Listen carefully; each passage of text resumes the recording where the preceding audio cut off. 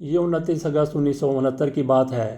سفید لباس میں ملبوس، سن ہیٹ پہنے ہوئے، گلاسز لگائے ہوئے 25 سالہ خوبرو خاتون روم کے ایئرپورٹ پر پرواز نمبر TWA 840 کی منتظر ہیں۔ وہ اندر سے بہت گھبرائی ہوئی ہیں، ہالی ووڈ اداکارہ آرڈی ہیپ کی طرح نظر آنے والی یہ خاتون ایئرپورٹ سیکورٹی کی آنکھوں میں دھول جھونک کر ایک پسٹل اور 2 دستی بم اپنے ساتھ لانے میں کامیاب ہو گئی ہیں۔ وہ یہ ظاہر کرنے کی کوشش کر رہی ہیں کہ وہ ایئرپورٹ کی انتظار گاہ یعنی ویٹنگ لاؤنج میں بیٹھے ہوئے دوسرے شخص سلیم عیساوی کو نہیں پہچانتی۔ سلیم عیساوی در حقیقت فلسطین کی آزادی کے پاپولر فرنٹ کے کمانڈو یونٹ کا ایک اہم رکن تھے، جبکہ اس نوجوان خاتون کا نام لیلا خالد تھا۔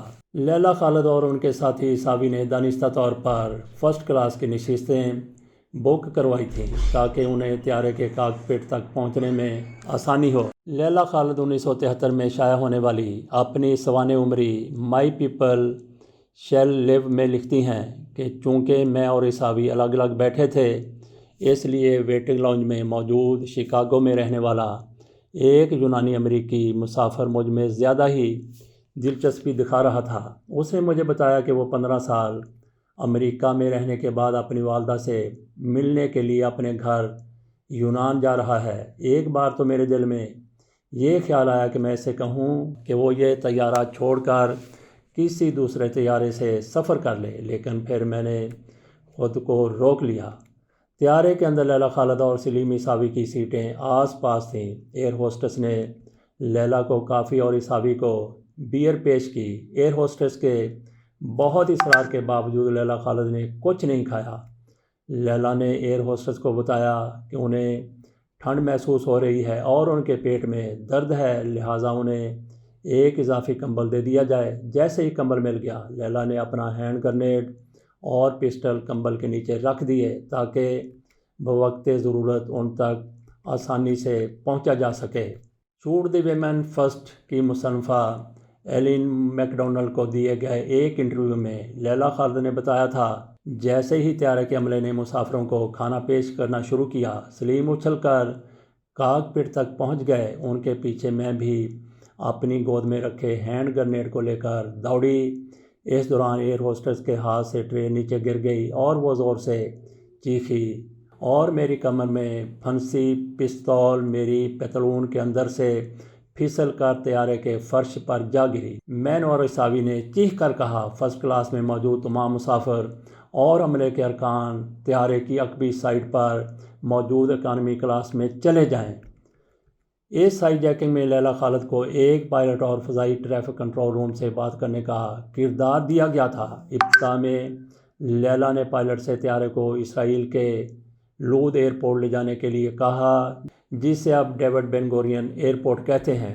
جیسے ہی طیارہ اسرائیلی خطے میں داخل ہوا، اس کے ساتھ ساتھ اسرائیلی فوج کے 3 معراج طیارے پرواز کرنے لگے۔ جنگی طیاروں کو دیکھ کر مسافروں میں خوف و ہراس پھیل گیا۔ ان کا خیال تھا کہ اسرائیلی فضائیہ ان کے طیارے کو مار گرائے گی۔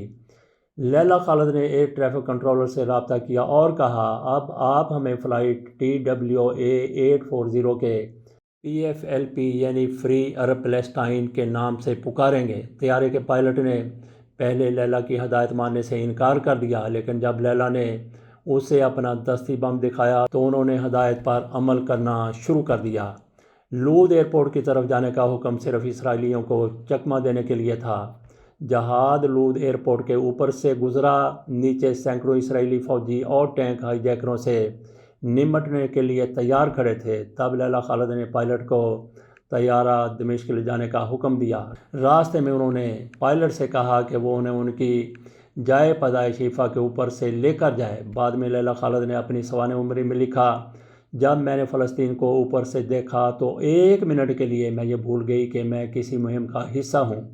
میرے دل میں ہوک اٹھی کہ میں اپنی دادی، اپنی پھوپھیوں اور وہاں موجود ہر فرد کو پکار کر کہوں کہ ہم واپس آ رہے ہیں۔ بعد میں پائلٹ نے بھی کہا کہ جب ہم حیفا کے اوپر سے اڑ رہے تو اس نے میرے چہرے کے رونگٹے کھڑے ہوتے دیکھے تھے۔ دمشق ایئرپورٹ پر لینڈنگ کے بعد سلیم عیساوی نے طیارے کے کاکپٹ میں دھماکہ خیز مواد ڈال دیا اور اسے اڑا دیا۔ ان کے بقول فلسطینی عوام کی جانب دنیا کی توجہ راغب کرنے کا یہ مؤثر طریقہ تھا۔ لیلا خالد کو اکثر تاریخ کی پہلی خاتون ہائی جیکر کہا جاتا ہے، لیکن بہت کم لوگ جانتے ہیں کہ اس واقعے سے 3 سال قبل 1966 میں کونڈرس آرگنائزیشن کی جانب سے طیارے کو ہائی جیک کر کے اسے فاکلینڈ لے جانے والی بھی ایک خاتون تھیں۔ ایلن میکڈونلڈ اپنی کتاب شوٹ دا ویمن فرسٹ میں لکھتی ہیں، ایل پی کی قیادت اس ہائی جیکنگ کی تشہیر سے بہت خوش تھی۔ انہوں نے مشرق وسطیٰ کے ممالک کے دورے پر اپنی سٹار کامریڈ لیلا خالد کو بھیجا۔ وہ جانتے تھے کہ اسرائیلی لیلا خالد کو اغوا کرنے اور اسے مارنے کے لیے کچھ بھی کر سکتے ہیں، لیکن اس کے باوجود انہیں عرب ممالک کے دورے پر لیکن ان کے آس پاس محافظوں کا ایک ہی حفاظتی پہرا تھا۔ لیلا خالد عرب دنیا کی ہیروئن بن چکی تھیں۔ اس کے بعد لیلا خالد نے اپنی ناک، رخساروں، آنکھوں اور منہ کی 6 جگہ سے پلاسٹک سرجری کروائی تاکہ ان کی صورت شکل بدل سکے اور وہ دوسری ہائی جیکنگ کے لیے تیار ہو سکیں۔ ستمبر 1970 میں لیلا خالد نے لبنان سے یورپ کا رخ کیا۔ 4 ستمبر کو جرمنی کے اسٹٹگارٹ میں انہوں نے پیٹرک آرگیلیو سے ملاقات کی، جو اگلی ہائی جیکنگ میں ان کے ہمراہ جانے والے تھے۔ یہ دونوں پہلے کبھی ایک دوسرے سے نہیں ملے تھے۔ 6 ستمبر کو دونوں اسٹٹگارٹ سے نیو یارک کا ٹکٹ لے کر ایک ساتھ ایمسٹرڈم گئے تھے۔ پیٹرک امریکہ میں پیدا ہوئے تھے۔ ایمسٹرڈم میں یہ دونوں اسرائیلی ایئر لائنز کی پرواز ELA I-219 سے نیو یارک جا رہے تھے۔ سارا آرونگ اپنی کتاب لیلا خالد آئیکن آف پیلسٹینین لبریشن میں لکھتی ہیں، جب یہ دونوں طیارے میں سوار ہوئے تو انہیں معلوم نہیں تھا کہ ان کے 2 ساتھی جنہیں اس ہائی جیکنگ میں ان کی مدد کرنی تھی، انہیں اسرائیلی ایئر لائن کے عملے نے نشستیں دینے سے انکار کر دیا تھا۔ ہائی جیکنگ کی منصوبہ بندی کرتے ہوئے یہ فیصلہ کیا گیا تھا کہ اس پرواز کے اغوا میں 2 سے زیادہ افراد کی ضرورت ہوگی، کیونکہ اس طیارے میں مسلح سیکیورٹی گارڈ موجود ہوتے ہیں اور طیارے میں سوار ہونے والوں کی 3 بار تلاشی لی جاتی ہے۔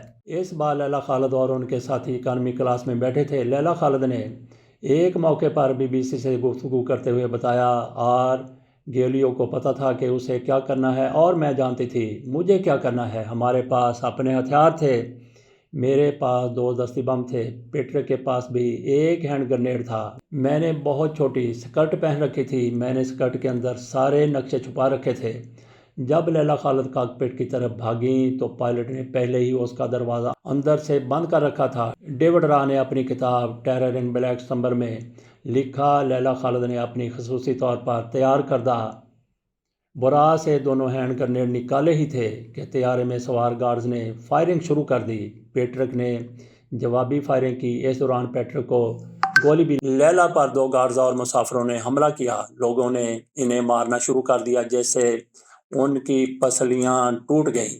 اسی دوران ہوشیار پائلٹ نے اچانک طیارے کو نیچے کی جانب موڑ دیا، جس سے لیلا خالد اپنا توازن کھو بیٹھیں اور نیچے گر پڑی۔ مسافروں پر اس کا کوئی اثر نہیں ہوا کیونکہ ان کی سیٹ بیلٹ بندھی ہوئی تھی۔ طیارہ نمایاں طور پر نیچے آ گیا، جس سے یہ امکان بھی ختم ہو گیا کہ اگر دستی بم پھٹا تو بھی کیبن میں ڈپریشن نہیں ہوگا اور کم سے کم نقصان ہوگا۔ بعد میں لیلا خالد نے ایک موقع پر یہ بھی بتایا کہ آدھے گھنٹے بعد ہم کھڑے ہو گئے اور میں نے اپنے دانتوں سے ہینڈ گرنیڈ کی پن نکالنے کی کوشش کی۔ جو ہی ہم کھڑے ہوئے اور چیخے، سیکیورٹی اہلکاروں نے فائرنگ شروع کر دی۔ میں نے دیکھا کہ کوئی ہمیں کاکپٹ کی میجک آئی سے دیکھ رہا ہے۔ میں نے ان کو متنبہ کیا کہ میں 3 تک گنوں گی، اگر تب تک کاکپٹ کا دروازہ نہیں کھولا تو میں جہاز کو اڑا دوں گی، لیکن میں طیارہ اڑانا نہیں چاہتی تھی۔ اس نے دروازہ نہیں کھولا۔ کچھ لمحوں بعد کسی نے میرے سر پر پیچھے سے وار کیا اور میں بے ہوش ہو گئی۔ لیلا خالد اپنی سوانح عمری میں لکھتی ہیں کہ میں نے دیکھا کہ خون سے لت پت آرگیولو کی کمر پر ایک گارڈ نے کھڑے ہو کر 4 گولیاں داغیں۔ زخمی مارشل شلومو وائڈ کی حالت پر تشویش کی وجہ سے ELAI کے پائلٹ نے لندن میں ہنگامی لینڈنگ کی۔ کچھ ہی لمحوں میں ایک اور طیارہ لندن کے ہیتھرو ایئرپورٹ سے روانہ ہونے والا تھا۔ ڈیوڈ راب اپنی کتاب ٹیرر ان بلیک سمبر میں لکھتے ہیں کہ آرگیلیو پر گولی چلانے والا مارشل بار لیوو کو طیارے کے بیچ سے اتار کر دوسرے طیارے میں سوار کرایا گیا تاکہ اسے برطانوی دائرہ اختیار سے نکال لیا جائے اور اسے آرگیولو کی موت کا ذمہ دار نہ ٹھہرایا جائے، لیکن خالد کو کچھ مسافروں کی ٹائی کی مدد سے باندھ کر فرش پر لٹا دیا گیا۔ لیلا خالد کی خوش قسمتی تھی کہ اسرائیلی سیکیورٹی فورسز نے اسے گرفتار نہیں کیا بلکہ برطانوی پولیس نے اسے گرفتار کیا۔ جیسے ہی طیارہ لینڈ ہوا، پیٹرک آرگیولو کی لاش کو ایمبولینس میں منتقل کیا گیا، لیکن لیلا خالد اپنی سوانح عمری مائی پیپل شیل لیو میں لکھتی ہیں کہ میں نے سیکیورٹی اہلکاروں سے درخواست کی کہ وہ میرے ہاتھ کھول دیں۔ میں نے پیٹرک کے جسم کے پاس کھڑی ہو کر اس کا ہاتھ تھام لیا۔ میں نے اس کے زخموں کا جائزہ لیا اور دوستی کے جذبے سے مغلوب ہو کر ہونٹوں کو چوما اور پھر میں رو پڑی۔ یہ میرے لیے بہت افسوسناک لمحہ تھا کیونکہ میں یہ سوچ رہی تھی کہ اس کی بجائے مجھے مر جانا چاہیے تھا، کیونکہ یہ ہماری لڑائی تھی، وہ تو ہماری مدد کرنے آیا تھا۔ لیلا خالد کو لندن کے ایلنگ پولیس اسٹیشن لے جایا گیا، جہاں اگلے کچھ دنوں تک چیف سپرڈنٹ ڈیوڈ پیرو نے ان سے پوچھ گچھ کی۔ لیلا کے ساتھ جیل میں اچھا سلوک ہوا۔ کچھ خواتین پولیس اہلکار ان کے ساتھ ٹیبل ٹینس بھی کھیلتیں۔ لیلا نے پڑھنے کے لیے کچھ مواد طلب کیا۔ جب انہیں کچھ خواتین کے رسالے پڑھنے کے لیے دیے گئے تو وہ ناراض ہو گئیں اور لینے سے انکار کر دیا۔ پھر انہیں اخبارات دستیاب کروائے گئے۔ لیلا کو نہانے کے لیے اسٹیشن چیف کا باتھ روم دیا گیا۔ ان کے لیے صاف کپڑے اور تولیے لائے گئے۔ جب ایک خاتون گارڈ کو ان کے کمرے میں بٹھانے کی کوشش کی گئی تو لیلا نے غصے سے جواب دیا، میں خود کو نہیں ماروں گی، مجھے ابھی اور بھی مہمات میں حصہ لینا ہے۔ جب لیلا خالد نے اپنی خواہش کا اظہار کیا کہ وہ کچھ دیر کے لیے کھلی ہوا میں سانس لینا چاہتی ہیں تو انہیں جیل کی اونچی منزل پر لے جایا گیا اور کھڑکیاں کھول دی گئیں تاکہ وہ تازہ ہوا لے سکیں۔ انہیں روزانہ 6 روتھ مین سگریٹ پینے کی اجازت تھی۔ متعدد بار پولیس اہلکاروں نے انہیں 6 سے زیادہ بھی سگریٹ فراہم کیے۔ لیلا خالد سے پوچھ گچھ کے دوران ڈیوڈ پیرو نے انہیں بتایا کہ ELAI کے علاوہ سوئس ایئر TWA پانام اور برطانوی طیارے کو بھی اغوا کیا گیا ہے۔ یہ سنتے ہی لیلا خالد نے کہا، برٹش ایئر کے طیارے کو اغوا کرنے کا کوئی منصوبہ نہیں تھا۔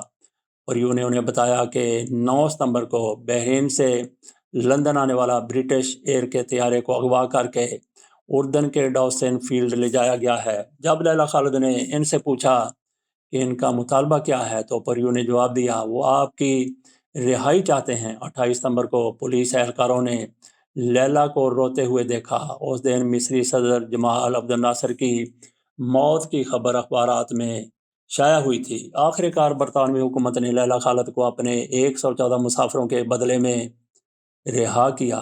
24 دنوں تک برطانوی جیل میں رہنے کے بعد 1 ستمبر 1970 کو رائل ایئر فورس کا ایک طیارہ لیلا خالد کو لے کر قاہرہ کے لیے روانہ ہوا۔ اس سے قبل 12 ستمبر کو اغوا کیے گئے تمام طیاروں کو ڈاوسن فیلڈ میں بارود سے اڑا دیا گیا۔ اس واقعے کے بہت سال بعد BBC نے لیلا خالد سے پوچھا کہ آپ نے جو کیا اس پر آپ کو افسوس ہے؟ لیلا خالد کا جواب تھا، نہیں، بالکل نہیں۔ ان سے پھر سوال کیا گیا، آپ کی وجہ سے جہاز میں سوار سینکڑوں مسافر دہشت زدہ ہوئے اور انہیں ذہنی صدمہ پہنچا، طیارے کا عملہ بھی بری طرح زخمی ہوا۔ لیلا خالد نے جواب دیا، میں معافی مانگ سکتی ہوں کہ انہیں صدمہ پہنچا، لیکن وہ محفوظ رہے۔ اس کارروائی کا مقصد ان کو تکلیف دینا نہیں تھا، لیکن آپ کو یہ بھی دیکھنا چاہیے کہ انسان کی حیثیت سے ہمیں اور ہمارے انسانی حقوق کو بھی نظر انداز کیا گیا ہے۔ عمر رسیدہ لیلا خالد اس وقت عمان میں مقیم ہیں۔ ان کی شادی فیاض راشد بلال سے ہوئی۔ ان کے 2 بچے بدر اور بشیر ہیں۔ انہیں دیکھ کر اب کوئی نہیں کہہ سکتا کہ ہاتھوں میں AK-47 لیے یہ خاتون کسی زمانے میں فلسطینی جدوجہد کی سب سے اہم پوسٹر گرل تھیں۔